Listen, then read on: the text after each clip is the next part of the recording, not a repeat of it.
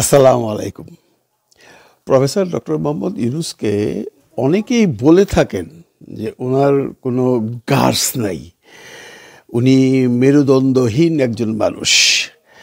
উনি সমস্ত রাজনৈতিক দলগুলো যা আছে তাদের সাথে সমঝোতা করে কেমনে ক্ষমতায় থাকবে সেই চিন্তা করতেছে। উনি 50 বছর ক্ষমতায় থাকবেন, উনি এই দেশে কোনোদিন ইলেকশন দেবেন না। এই ধরনের কথাবার্তা শুনতে শুনতে শুনতে শুনতে আমরা যারা ইউনূস ভক্ত একসময় টায়ার্ড হয়ে গেছি। আমরা জানতাম বা আমরা বলছি বহুবার যে দেখেন, প্রফেসর ডক্টর মোহাম্মদ ইউনূস ছিল আন্তর্জাতিক মানের খেলোয়াড়। উনি খেলতে জানে, উনি খেলাতে জানে, উনি মানুষের নার্ভ চিনে। উনি কাউকে তোয়াক্কা করেন না, উনি কাউকে কেয়ার করেন না, উনি কোনো দলকে তোষামোদি করেন না।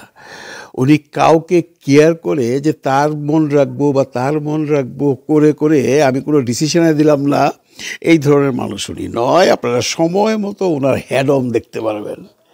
এইবার উনি হ্যাডম দেখায় দিয়েছেন বন্ধুরা। গতকালকে আরপিও গণপ্রতিনিধিত্ব আদেশ জারি করে দিয়েছেন এবং এটা উপদেষ্টা পরিষদ থেকে পাশ করায় দিয়েছেন, যেটা নিয়ে অনেকেরই দাবি ছিল বা বিশেষ করে বিএনপির একটা আপত্তি ছিল। অনেকেই ভাবছে যে বিএনপির কথা হয়তো শুনবে, উনি হয়তো আরপিওটা করবে না, বা বিএনপি যে সমস্ত কথা বলছে সেগুলো চিন্তাভাবনায় আছে, বিএনপির সাথে তার একটা সখ্যতা আছে। এতদিন তো শুনছিলাম এই এনসিপির সাথে আছে, ইদানিং শুনতেছি বিএনপির সাথে, কখনো শুনছি জামাতের সাথে।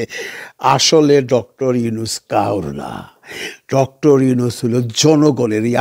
আপনি যে দেখছেন আপনার সরকার, সে এমন এক বিধ্বংসী, এমন এক তোলপাড় করা ডিসিশন উনি আজকে দিয়ে দিলেন, মানে মঙ্গলবার দিন দিয়ে দিলেন, যেটা দেখার পর সমস্ত যারা রাজনীতি করে রাজনৈতিক দলগুলোর মাথা খারাপ হয়ে গেছে। উনি স্ট্রেইট করে আরপিওতে সংশোধনী আইনে বলে দিচ্ছেন, নির্বাচন যদি কোনো সাথে জোট করে করতে হয় তাহলে নিজের যে দলীয় প্রতীক আছে সেইটা নিয়ে নির্বাচন করতে হবে, যেটা বন্ধুরা এতদিন ছিল অন্য নিয়ম। বাংলাদেশে আমরা দেখছি যে 14 দলীয় জোট করে আসার লোক ইনু, তারপরে রাশেদ খান মেনন, তারপরে এরকম আরও ওই যে দিলীপ বিশ্বাস না দিলীপ বড়ুয়া, এরা আওয়ামী লীগের ব্যানারে নৌকা মার্কায় ইলেকশন কইরা পাশ কইরা তারপরে এখানে মন্ত্রিত্ব নিছে।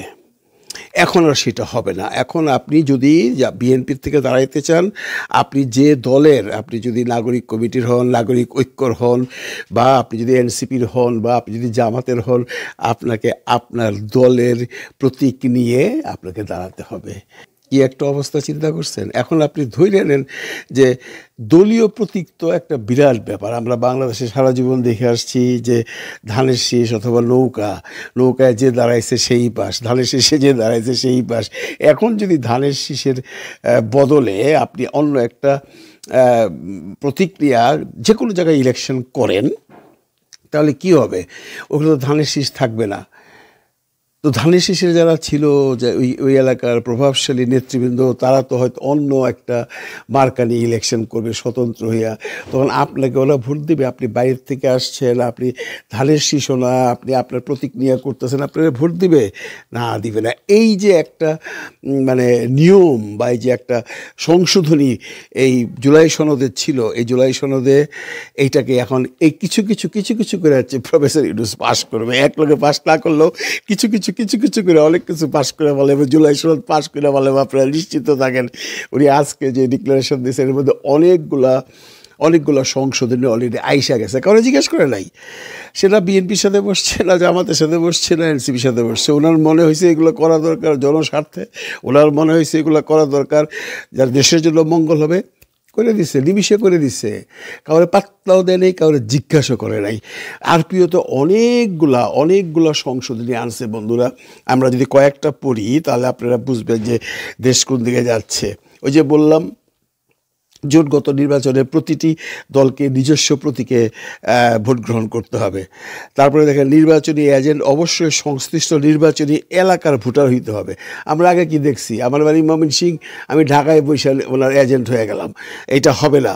ইভিএমে ভোট গ্রহণ টোটাল বাতিল। এই ইভিএম নিয়ে কিন্তু বহুত আলোচনা সমালোচনা বাংলাদেশে হয়েছে, ইভিএম এন হয় তেন হয়, অমুক দেশ করে লস করছে, অমুক দেশ এটা বন্ধ করে দিছে, উনি এটা টোটাল বন্ধই করে দিয়েছে, আসলে ইভিএমে কোনো ভোটই হবে না।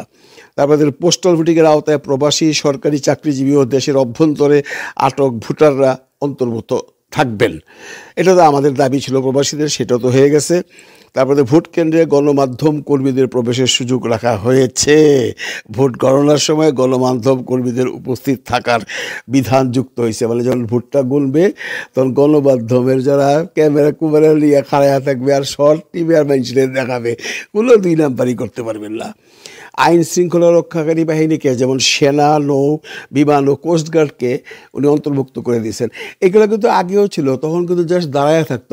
আর্মিরা যখন ইলেকশনে যেত তারা কোনো ম্যাজিস্ট্রেসি পাওয়ার ছিল না, তারা ওই তখন দাঁড়ায় থাকতো। কেউ কোনো করলে তাদের ভয়ে যদি কেউ কোনো উল্টাপাল্টা না করে, উনি এবার তাদেরকে সমস্ত পাওয়ার দিয়ে ওই জায়গায় দাঁড়ায় থাকতে বলছে এবং ওই জায়গায় কন্ট্রোল করতে বলছে।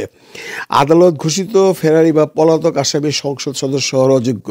যে আদালত থেকে ঘোষণা করছে একজনকে, সে পলায়ে গেছে, সে ইলেকশন করতে পারবে না, কিন্তু তার মামলা চলতেছে, সে দেশে আছে, সে হাজতে আছে, সে ইলেকশন করতে পারবে। শিক্ষা প্রতিষ্ঠানের পরিচালনা কমিটির সভাপতি বা কার্যনির্বাহীতে পদে থাকা ব্যক্তিও প্রার্থী হতে পারবেন না।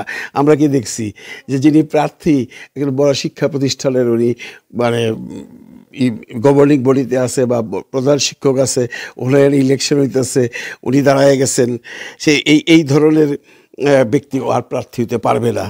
লাভজনক পদ হিসেবে প্রতিষ্ঠানের কার্যনির্বাহী পদকেও সংজ্ঞায় আনা হয়েছে। যে কোনো একটা প্রতিষ্ঠানের সিইও যে আছে, উনি ইলেকশন করতে পারবেন না। হলফনামায় দেশ বিদেশের আয়ের উৎস ও সর্বশেষ ট্যাক্স রিটার্ন জমা দিতে হবে। এই বিধান অবশ্য আগেও ছিল, কতজন মানত না। আওয়ামী লীগের সময় আমরা দেখছি যখন ইলেকশন করে তখন তারা বলতেছে যে হ্যাঁ আমার তো মাত্র 12 লাখ টাকা ব্যাংকে আছে, কিন্তু পরবর্তীতে যে দেখা গেলো তার নামে 1200 কোটি টাকা আছে। এগুলো আমরা দেখছি। এগুলা ইউনুস সাহেব কেমনে কন্ট্রোল করবেন সেটা একমাত্র উনিই জানেন। একক প্রার্থী যদি থাকে তাহলে ব্যালট পেপারে না থাকবে, তবে পুনর্নির্বাচনে না ভোট প্রযোজ্য হবে না। মানে ব্যালট পেপারে একজনই প্রার্থী, আপনার ইচ্ছা হইলে আপনি তারা ভোট দিবেন না। মনে করেন আমি দাঁড়াইছি, আমার আপনারা কেউ পছন্দ করেন না, আমার ফিটি মনে করেন না, আপনারা না সিল দিতে পারবেন। সেখানে আবার যখন পরবর্তীতে নির্বাচন হবে, পুনর্নির্বাচন হবে, তখন আবার এই নিয়মটা প্রযোজ্য নয়। সমান ভোট যদি পায় তাহলে লটারিতে পুনর্নির্বাচন হবে। আচ্ছা, তারপর প্রার্থী নির্বাচনী বা ভোটার প্রতি মাত্র 10 টাকা নির্ধারণ করছে। 10 টাকা বলে একজন ভোটারের পিছনে খরচ করা যাইব, এটা হাস্যকর। 10 টাকা এক চাও হয় না স্যার। স্যার এটা করছেন দেখি। আর কি বলছেন, দলীয় অনুমোদন ও ব্যয় সংক্রান্ত তথ্য ওয়েবসাইটে প্রকাশ বাধ্যতামূলক। আপনি যদি কোনো অনুদান পাইয়া থাকেন এবং ব্যয় করতে কত টাকা করছেন ওয়েবসাইটে দিতে হবে। নির্বাচনী কর্মকর্তাদের বদলিতে পুলিশ মহাপরিদর্শককে অন্তর্ভুক্ত করা হয়েছে। যে কেউ তারা চেঞ্জ করতে পারবে না। মহাপুলিশ পরিদর্শক সেই একমাত্র চেঞ্জ করতে পারবে। মিথ্যা তথ্য, গুজব বা এআই অপব্যবহার রোধে প্রার্থী ও দলের বিরুদ্ধে অপরাধের বিধানযুক্ত। মানে আপনি এআই দেওয়া একটা কিছু আমার নামে একটা কেলেঙ্কারি রটাইয়া দিলেন, যদি প্রমাণ হয় তাহলে আপনি শাস্তির বিধানে পড়বেন।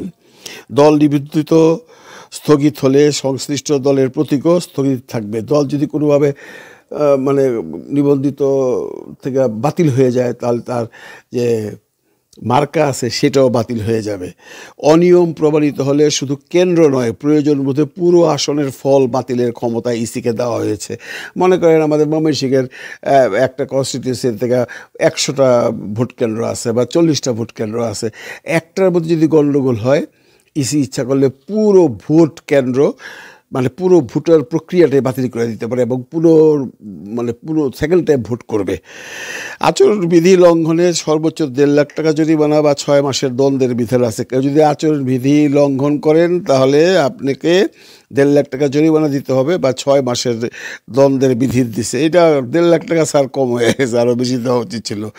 হলফনামায় অসত্য তথ্য দিলে ভোটের পর ইসিও ব্যবস্থা নিতে পারবে। আপনি বলছেন একটা, হলফনামায় করছেন আরেকটা, তাহলে ইসি যে কোনো ধরনের সিদ্ধান্ত নিতে পারবে। এই যে যুগান্তকারী সিদ্ধান্তটা প্রফেসর ইউনুস নিলেন, প্রফেসর ইউনুস দেখায় দিল না বলেন, উনি কি কারণে ভয় পায়? উনি কারোর সাথে জিজ্ঞাসা করছে এই যে আরপিওটা আজকে মানে পাশ করে দিল উপদেষ্টা পরিষদের মাধ্যমে, ব্যাটার চাক্কা প্রফেসর ডক্টর মোহাম্মদ ইউনূস, যারে আপনারা বলেন উনি ভয় পায়, উনি উত্তুবুত্তু করার মানুষ প্রফেসর ডক্টর মোহাম্মদ ইউনূস না। এক এক করে সব খেলা সে খেলবে, সব খেলা খেলা সবাই গোল দিয়া ডাটে দাঁড়ায় থাকবো, এমন রেফারি আমরা চেয়েছিলাম। ভালো থাকবেন সবাই, ভালো রাখবেন সবাইকে। আল্লাহ হাফিজ।